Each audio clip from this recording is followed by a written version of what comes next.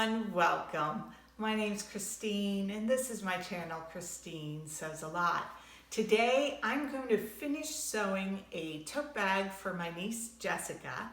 I put up a poll on my community page asking if you would be interested in seeing how I design a dropped-in lining tote bag.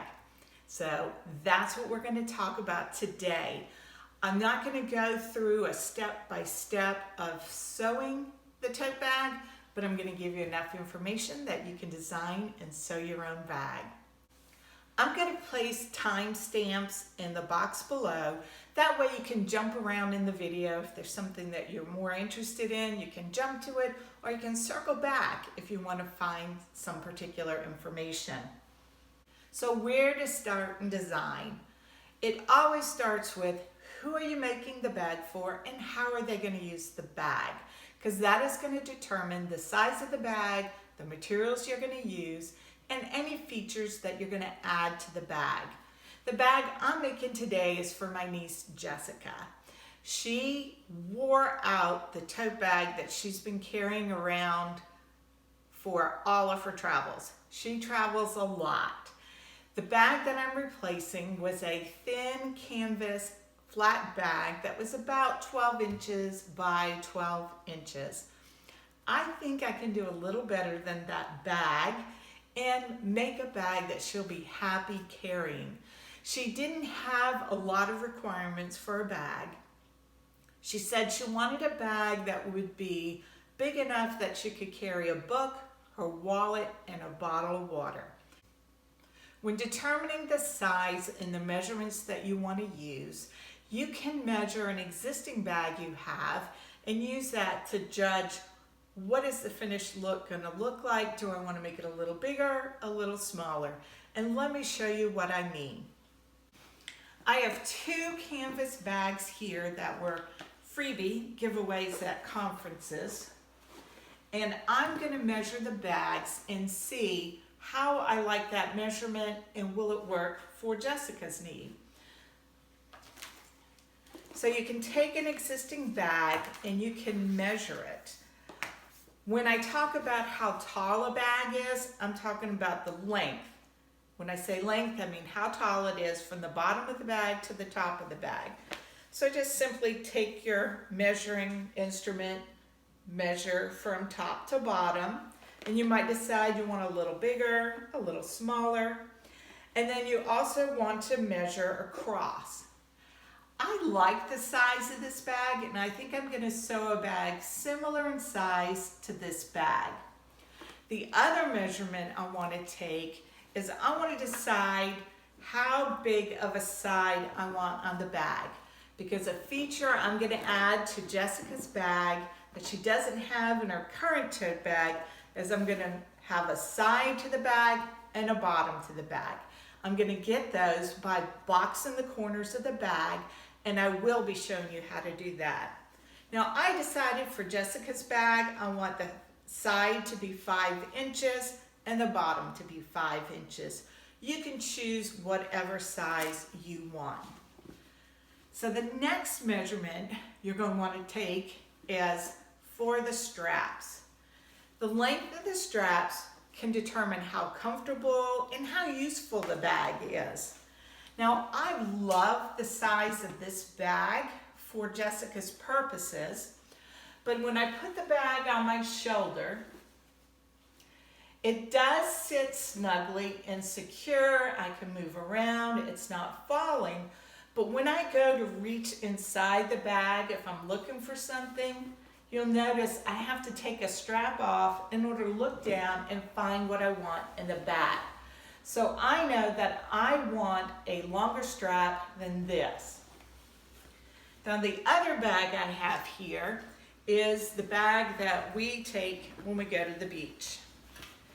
This bag is too big for the purposes of Jessica's needs, but I love the length of the straps. Again, this is very secure. It doesn't fall off my shoulder. It's comfortable, but I can open the bag, look inside, pull out what I need, and I don't have to drop the shoulder strap in order to do so. So I know that this is a good length, and you can simply take your tape measure and measure the length of your strap.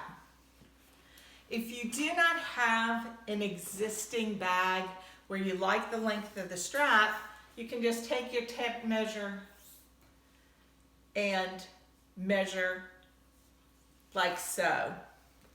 If you don't have a tape measure, I suggest you get one. They're very inexpensive, but you can take a piece of string or a piece of yarn, put it over your shoulder, cut it, and then measure that string or piece of yarn. I have used that when I haven't had a tape handy. So those are some measurements you're going to need. If you wanted a bag that you could just wipe off, a sturdy vinyl would be great for that choice. Also, it's a great choice if you want a bag with a little bit more structure. Now, if you want a bag that you can toss in the wash, or you've got a really fun print, you could use a quilting cotton. I asked Jessica if she had any fabric preferences, and she thought a blue corduroy bag would be pretty cool. So I picked up this blue corduroy from Joanns. It's a wide wale corduroy. It was about $11 a yard, and I have already attached some interfacing to the bag. This is Pellon SF101 Shapeflex. This corduroy has a little bit of stretch to it, so this interfacing will keep it from stretching out while I'm working on it, and it also reduces all the little fuzz that you get from cutting corduroy. I wanted to add a little bit of fun to the bag without going over the top, and I picked from my stash this quilting cotton that is Cat Lady by Cotton and Steel. It looks like polka dots, but let me bring it in closer so you can see. We have dots and little cat faces, and I thought that would add a little bit of whimsy to her bag. So I wanted to add some other features to her bag just to make it a little more useful. So one of the features I added, and I've already added it in, is I put in a zippered pocket on the lining side. It is a good sized pocket, and it really only took a few minutes to add. I'm going to link in the description box below a really good tutorial that Sarah Lawson from Sew Sweetness has done, and it gives you step-by-step instructions on how you can add a zipper pocket to any bag. So I've got a pocket in her bag, which will be great for her putting her wallet in. The other features I added is I encased some elastic in the fabric and sewed it on the side seam. This is just a 1/2 inch elastic that I threaded through a tube, and this will anchor her water bottle. Now, I've never done this before. In concept, I think it should work, but we'll see when I get this bag sewn up. The other feature is on this side, I added a tab with a D-ring so that she can clip her keys to the inside of the bag. And because I'm extra, I made her a key leash. Again, this is just a fabric tube that I have a 1/2 inch elastic that is a little shorter than the length of the tube. And I have swivel hooks on each end. This way she can attach it to the D-ring inside the bag and one to her key ring, and her keys will always be handy. I like to add these to all of the tote bags I make. And the last feature that I'm going to add to her bag is I'm going to put a magnetic snap at the top of the bag in the lining so that it closes for her. Now that's not necessary, but I have some magnetic snap rivets, so why not? To construct this bag, you're going to need 2 panels of your main fabric and 2 panels of your lining fabric. And you can see I've already attached the Shapeflex to both of my panels. It's not something that you have to do, but I usually do to my linings. I think it gives a better finish. This is all 100% cotton, so she will be able to wash the bag and it won't impact how the bag looks. I did pre-wash all of my fabric before starting this project. In addition to the 2 panels for the outer, 2 panels for the lining, you're gonna need straps. I chose to make my own straps because I think that would look better with this corduroy and really give it a more luxe feel to it. So I have my straps here ready to go. Another alternative, which would make this a super quick project, is to buy some cotton webbing and use that for straps. You just cut it to length and sew it in. It looks very sturdy, which it is, but the needle goes through this so easily. So if you have a machine that might struggle, I don't know that I would be putting 4 layers of corduroy through it. I might go for the webbing. To make the straps, this is a 6-inch piece of fabric. It's 6 inches wide, and I've got about 32 inches here. I want a 30-inch strap, but I usually cut my straps a little bit longer, both for seam allowance and to give me play, because I will pin it to the bag and I might decide I want to lengthen or shorten it. It's pretty hard to lengthen a strap if you've cut it to an exact measurement.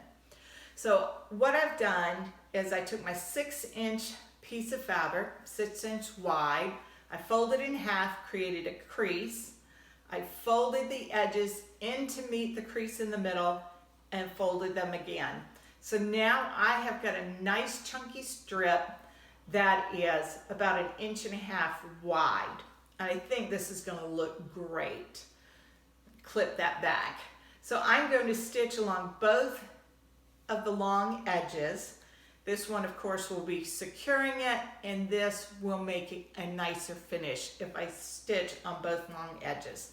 So that's what I'm going to do. I'm going to give you a little bit of bag math so you know what size panel to cut out. Now remember, we're going to be creating sides and a bottom to the bag and also have our seam allowance. These are the measurements we're going to use. First, we will calculate the width to cut your panel. You will add the finished width of your bag plus the finished width of your side plus 4 times your seam allowance. For the bag I am making, I want a 14-inch wide bag with 5-inch sides, and I am using a 1/2 inch seam allowance. I will cut my panel 21 inches wide. To determine the length or how tall you should cut your panel, take the finished length of the bag plus half the finished measurement for the bottom of the bag plus 2 times the seam allowance. For the bag I am making today, I want it to be 11.5 inches tall with a 5-inch bottom. I am using a 1/2 inch seam allowance. I will need to cut my panel 15 inches long. Here is the math for boxing your corners. Take your finished side measurement plus 2 times your seam allowance and divide that number in half. That will give you the distance from the side edge in to draw your line. Take your finished bottom measurement plus 2 times your seam allowance and divide that number in half to give you the distance from the bottom of the panel up. In my example, my side and bottom are both going to be 5 inches, so I will draw a 3 by 3 inch box using my friction pen. I've done my math. I have cut out my panel 21 inches by 15 inches, and I know that I need to box my corners 3 by 3. I have used a ruler, and you can see I have marked off my corners on both of the bottoms, and now I'm going to cut those corners out. I love using a rotary cutter, but for this job, it is all scissors. It would be so easy to cut beyond that corner if I used a rotary cutter. So I'm going to cut these out.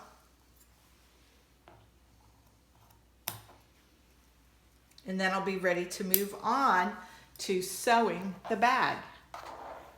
Cut out my corners. And I'm going to place my bag right sides together. I'm going to pin the bag along the sides and along the bottom. And I'm going to sew the bag with a 1/2 inch seam allowance along the sides, along the bottom. I am not going to sew where I have cut out the box. This leg and this leg will be left open. I have pinned my bags together along the sides and the bottom. On my lining piece, I'm going to leave an opening at the bottom of the bag because that's how I'm going to turn it out. So I've used 2 clips at each end to remind myself not to sew this. I am sewing everything today with a 1/2 inch seam allowance. So I'm going to go to my sewing machine. I'm going to sew the sides and the bottoms of both of these panels together. The top will be open as well as these corners that I've cut out. I'll see you in a moment. As you can see, I have sewn my bag sides and the bottom with a 1/2 inch seam allowance. And now comes the magic of boxing the corners. I'm going to pick my bag up and I'm going to match my bottom seam with my side seam. So I just pull this open. I'm going to match those seams so that they align exactly on top of each other. Use a clip. Clip these closed.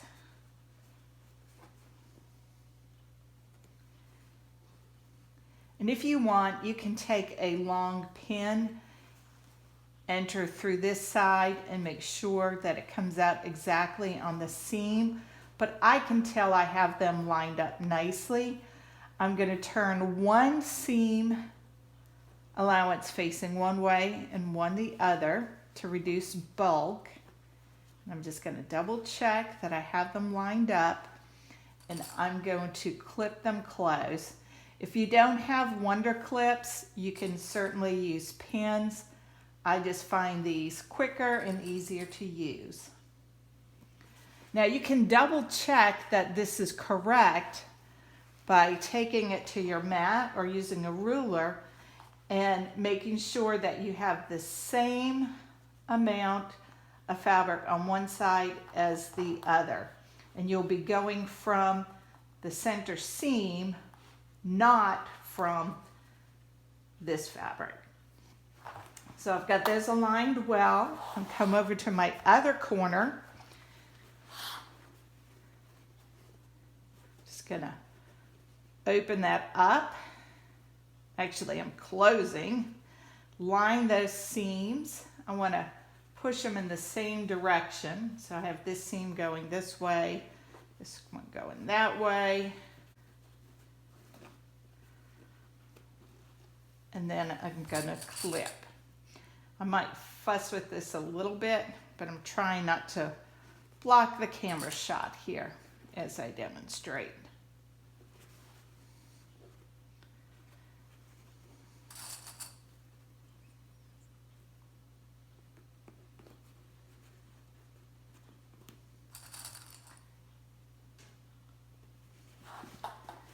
Again, double check that I have the same amount on each side.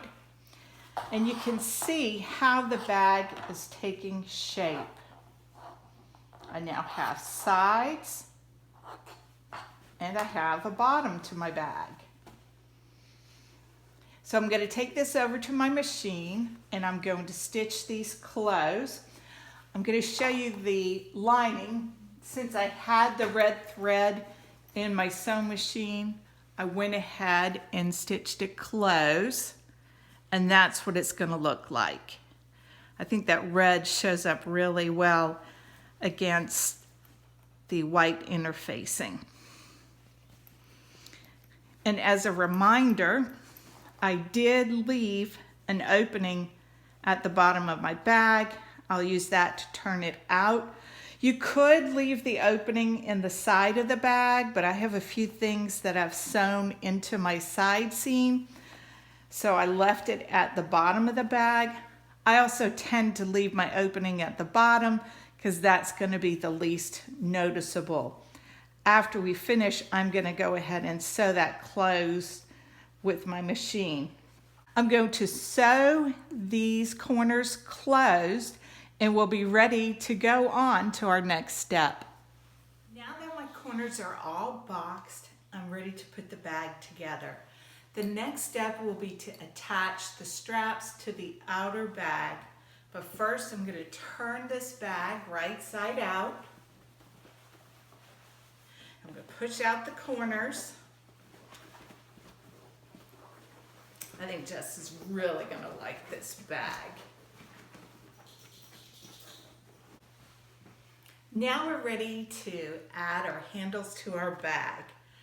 I did a little measuring and a little testing, and I found that I like the distance for the straps to be 4 inches from the side seam.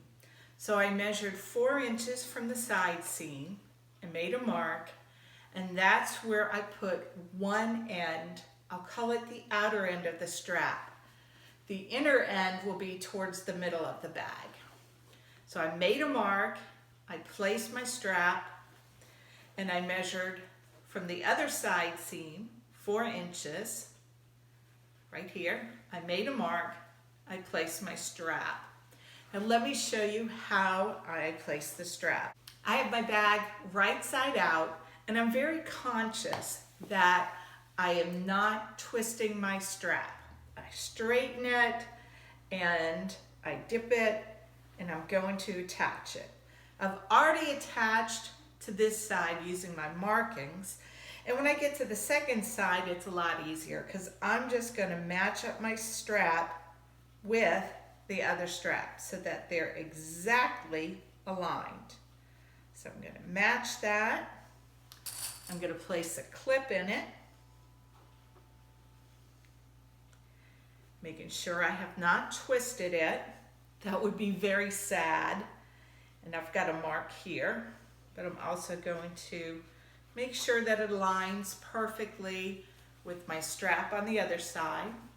So I'm just going to align it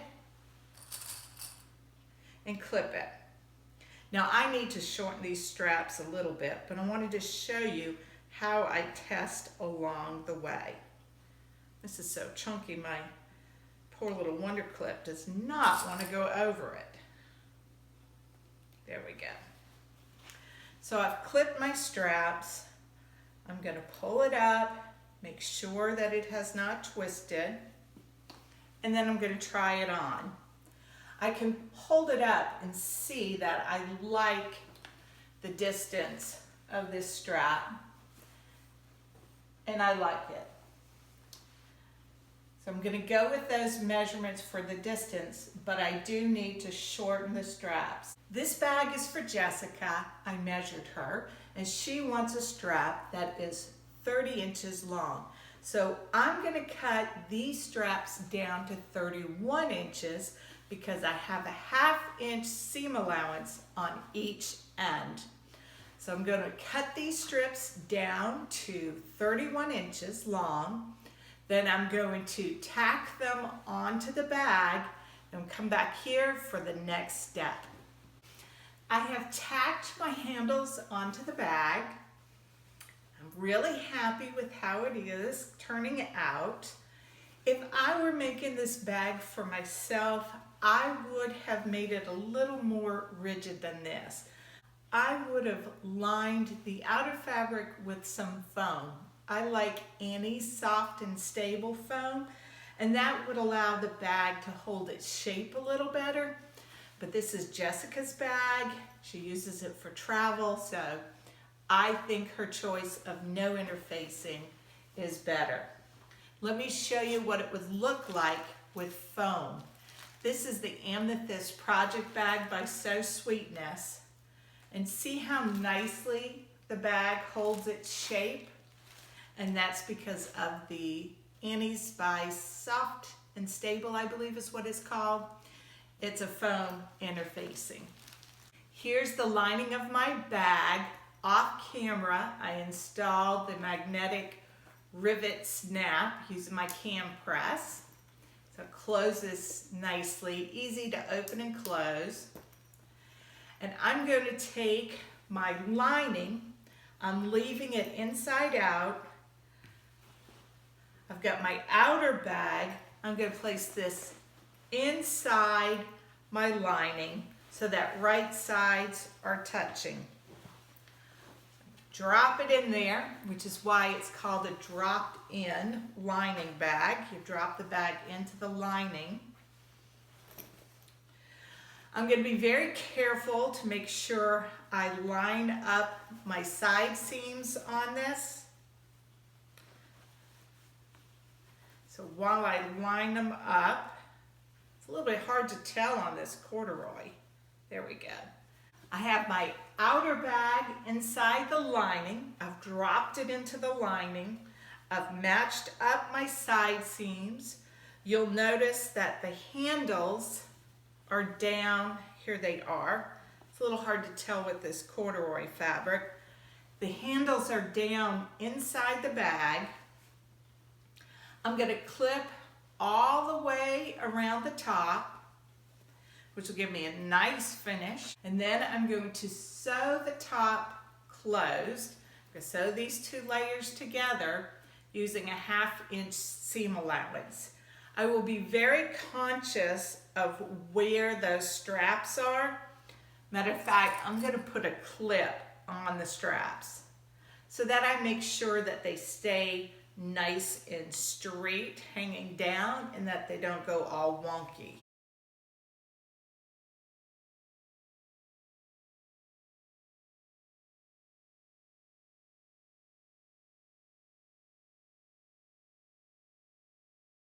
I have it clipped all the way along the top. Now I'm going to sew this top closed using a 1/2 inch seam allowance, and I'll come back here to turn it out. I've sewed all around the top of the bag, and now it's time to turn this bag right side out. I'm going to the hole in the bottom that I left, and I'm gently pulling the bag out. And I'm sticking myself with the pin. Let me remove that before I jab myself again. I placed a pin in here to keep myself from sewing things I did not want to sew.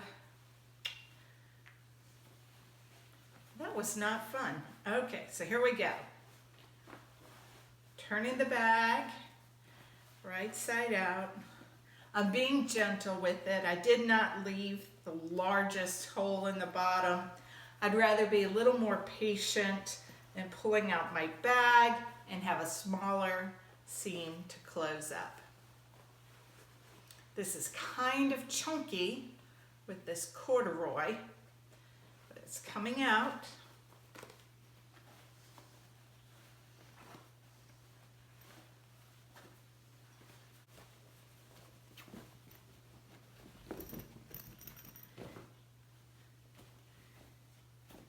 There is my bag.